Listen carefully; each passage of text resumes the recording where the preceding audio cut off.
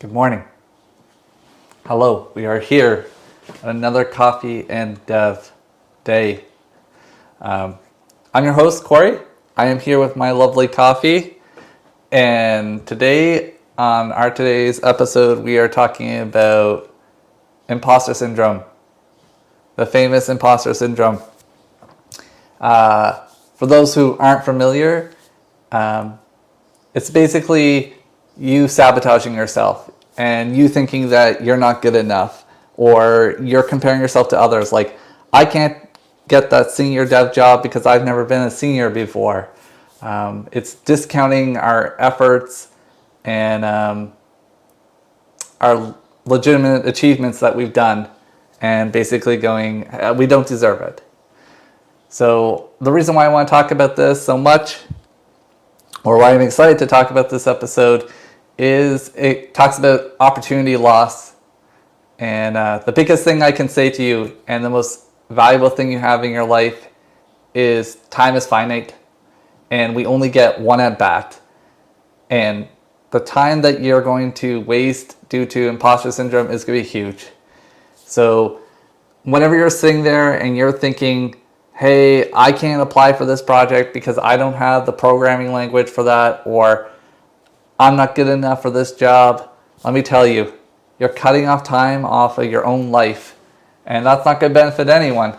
So it's a huge impact on yourself, on your teams, on your career, and I really don't think a lot of us talk about it.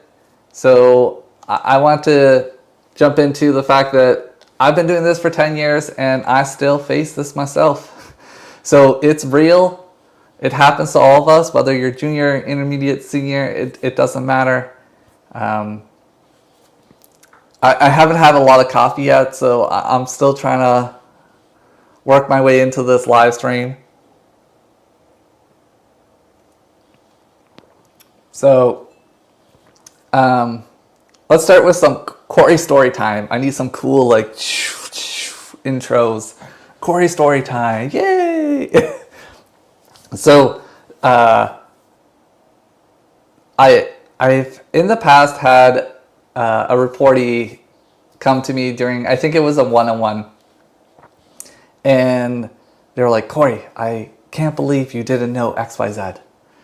And I was quite taken back because I was like, well, yeah, I didn't know XYZ. I don't know what it was. It was something that I guess in their mind was common knowledge, or, oh, because you're, senior developer, you should just kind of know that. Or you've been doing this so long, how do you not know that? So, up until that point, I didn't have imposter syndrome that day. But obviously when they brought this up, I was feeling that creeping imposter syndrome, like, oh, maybe I should have known that. Oh, maybe I'm not, really that title that I have. It doesn't match my skill set. But it's important to talk about this stuff, whether on an individual level or a manager level. Because in that scenario, that person, that individual is putting expectations that are beyond reasonable on myself. And as a manager, that's not good, because that typically means that individual is also putting unrealistic expectations on themselves. Because they might look towards, let's just call them John. John looks towards me, Corey, and goes, oh, Corey doesn't know blah, blah, blah.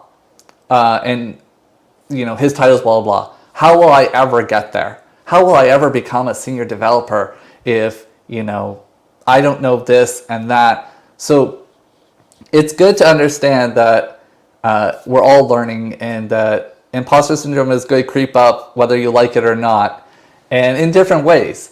Like, sometimes you don't feel it so much until someone kind of puts you in that position where you're all of a sudden you're like, oh, was I supposed to know X, Y, Z?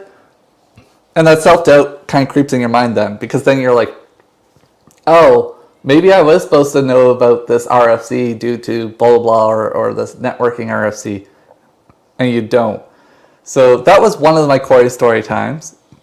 The other Corey story time was that these moments can be traumatizing. and can really hold you back. And relating back to the opportunity loss slide before, is I went for an interview. It was a long time ago. And in this interview, some of this interview was my own fault, like not coming fully prepared. And some of it was like misleading preparation where I had reached out and I asked what to expect. And they're like, it's pretty high level overview. You're going to do, high overview is what they said. And I'm thinking, system design, no problem. And, this was a long time ago, but I was a manager at the time, and I was thinking, okay, they want system design, no problem. I'm still doing that, so that's not going to be a huge issue. And I go into the interview, and I do the recruitment portion, and they're like, great, all's good. And then two people come in, and they're like, okay, so now for the whiteboarding exercise. And I'm thinking, okay, system design, no problem. I'm like, we'll do it on the whiteboard. And they're like, all right, we're going to write a binary tree implementation, and then we need you to write a sorting search, a search on the binary tree on the whiteboard. And I was so dumbfounded. Like, I was like, because my day-to-day is not usually coding, and I definitely had not prepped for like algos and search or anything like this. And whiteboarding is always a struggle because you're so used to having your IDE for the auto completion, and you're thinking like, oh god, what's the syntax, and you're getting marker all over your sleeve and everything. So where am I getting with this? Well, that interview went so bad that it definitely made me question whether or not I was the role that I was. Like, I left the interview thinking, oh my god, I can't believe I couldn't remember how to search this or write the implementation, and that like it's just two nodes, like two leaves, and everything's a node, and just left and right, and like you only have really two ways to go in any given scenario, and all this. So then I, for a long time, was very conscious about this, and it really held me back. Like, I probably honestly lost 3 to 5 months of time off of going for the next interview, just because I had gone to that interview that was so terrible, whether it was my fault or prior expectations being set, that it stopped me from going to any other interviews. And this is not good. and I was discounting prior achievements. It's like, oh, you've done that before. You've done the code before that. You've implemented this stuff before. You've achieved X, Y, Z. And then we go, well, yeah, but I couldn't answer that whiteboard question, therefore I must not be that title. Which is just unrealistic, right?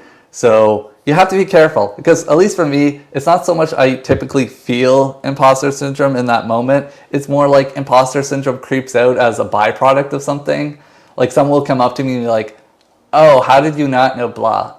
Or you go in and then you do an interview or something along these lines, and then all of a sudden you feel like, ooh, I don't think I was as prepared as I should have been for whatever position or things like this. So I guess that kind of leads into my tackling and improving kind of slides on this is, well, in order to be able to tackle it, we need to understand that everyone struggles with it. I don't believe when people say they don't have it. I think they have better coping mechanisms than other, or they have better ways of dealing with it. But considering it's doubt and uncertainty and fear, like, those emotions don't disappear. You can't unlearn those emotions. And I think at the heart of it, imposter syndrome is really diving into that. And all of us always have that. You can be literally the best. I don't know if you ever look at like professional athletes at the top of their game, and they still to this day think like, oh, so-and-so player is better on blah, blah, blah. And oh, I can't believe that I'm not that great. So it's always going to creep in, even when you're at the very peak of your career. And I did want to say that, you have to also realize everyone's journey is different. I hear a lot of people where they go in and they'll be like, yeah, but John knows about AWS VPC endpoints, and he's a junior, and I'm supposed to be a senior, and I don't know about that. But context matters. John might have spent 6 months already learning AWS, or John came from a job where he was working with Azure, And that's why John knows about that. Or maybe John just had time and read about the docs. You know, you have to understand that everyone's learning is different and your struggles will be on different paths and everything like that. So before you even get to tackling and improving, you have to just accept that. And you have to understand that it's all right. And we're all learning, especially in this field. It's constantly changing. You're never going to know everything. And you're never even going to be a quote unquote expert, because the more you know, the more you realize how little you know in this field. So what I do, and I do recommend, is risk versus reward analysis. Like, ask yourself within reason, that is the key. What is the worst case that could happen to do X? Because, you know, if you're new and you're looking for, say, a job, and you're like, oh my God, I can't apply for that position. Like, I'm not qualified. And you ask yourself, what's the worst realistic thing that could happen? Because I have to say realistic, because sometimes I tell people this and they're like, I'm going to go to the interview and the comments going to come crashing through the building and everyone's going to die. And it's like, come on. Whoa. Realistic. What is the worst thing that's going to happen going for that interview?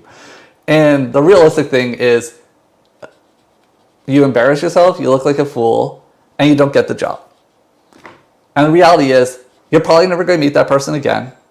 They're never going to remember that moment. And in a year's time, you're going to laugh at this.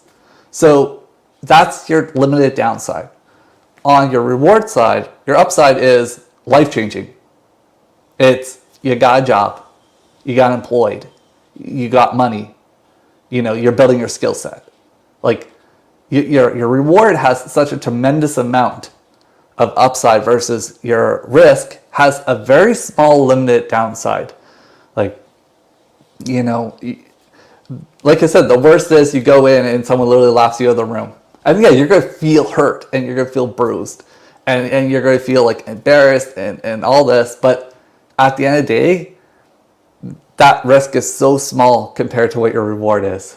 You know, it would be different if you were telling me like, Corey, I'm going to go in this interview and like, if I don't get this interview, like, you know, walking home, the bus is going to hit me. Like, okay, wow, that's really bad risk. But this is why we have to be realistic with our risk and reward. The other thing I usually tell people when they get caught up is remove yourself from the equation. And what I mean by that is have a diverse group of people from different backgrounds and different walks of experience that you can kind of compare. And it's not necessarily that we want to compare ourselves to them. What we want to do is we want to take our scenario, our circumstances, and essentially apply it onto someone else and say, is that reasonable for that person? What we're trying to do is we're trying to remove ourselves, because when we think about ourselves, we're able to make a lot of context excuses. Like, oh, I can't get that job because I don't have enough experience. But if you ask someone like, hey, John over there has the same amount of experience, and you're like, oh yeah, John should apply for that job. But there's no difference. If John has the same amount of experience as you, what's the difference? And you're like, but John's better at that, and like, you know, because it's easier when it's someone else, right? But when it's yourself, you're there protecting yourself. You're trying to make sure that you don't get hurt. So you're going to go, yeah, but I only have 1 year of experience. Well, John only has 1 year of experience. Yeah, but I didn't learn the same way as John. Like, you will internalize and find ways to get around it from yourself. So what I tell people is just take your circumstance and apply it to other people that you have. And you want a broad range, because there's always going to be exceptions like, hey, well, that person only got that job because blah, blah, blah. But this is why we have diverse groups that we can kind of talk to and compare from different backgrounds, different walks of life, so that you don't go, oh, the only way that they were able to do that is because, well, they have a master's and blah, blah, blah. Yeah, but if you have people in your group who don't have any degree, you can say, yeah, but there's another person over there who had no degree and was able to get that job. So we just have to try and remove ourselves from the equation, and almost like as if a friend came to you and said the same thing as your scenario. Hey, I have 5 years of experience. I'm trying to apply for this super senior role. And you're like, oh yeah, you should do that. You're totally qualified for it. And like, you'll find all this great thing in one of someone else. And that other person that you're talking to, John will tell you all the same things you're telling yourself. Yeah, but I don't feel qualified. I don't have enough experience. Oh, I've never worked with Java. It's like, but at the end of the day, it's like, what have you achieved? You've gone this far. And what is your risk? Your biggest risk in this scenario, we're talking a lot about interviews and promotions, but your biggest risk in these scenarios is like you don't get it. But your reward is you actually find that you were just sabotaging yourself, that you are qualified. And the outcome of those things can be life-changing. You know, that could be money, that could be a title change, that could be a whole new career, a whole new path, that could be into leadership. Just don't limit yourself, you know. Drink more coffee and have more confidence in yourself, and don't let imposter syndrome ruin your life. Because, like I said, time is finite and you get one at-bat on this one life. There's no redos. So if you want to spend 2-3 years sulking on something that you don't think you're qualified, that's 2-3 years you've just lost. And we don't want that. Drink more coffee and more confidence. Until next time, Coffee and Dev, see you on Friday.